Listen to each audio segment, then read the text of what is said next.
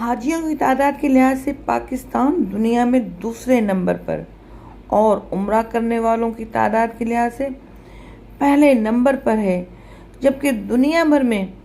ایمانداری کے انڈیکس کے مطابق پاکستان کا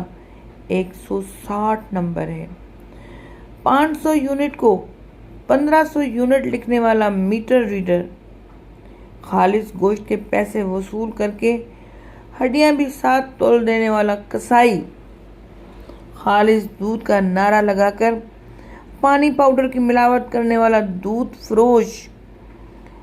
بے گناہ کے FIR میں 2 مزید ہیروئن کی پڑیاں لکھنے والا انصاف پسند SHO، گھر بیٹھ کر حاضری لگوا کر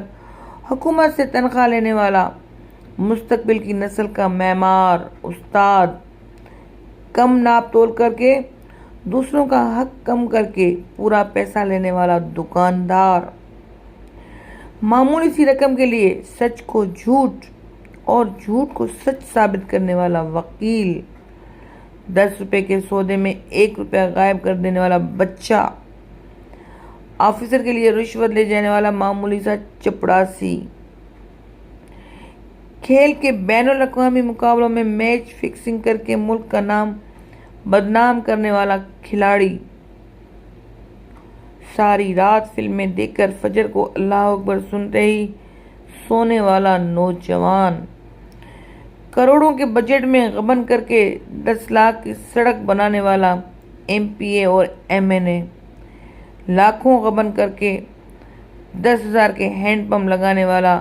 جابر ٹھیکیدار، ہزاروں کا غبن کر کے چند سو میں ایک نالی پکی کرنے والا ضمیر فروش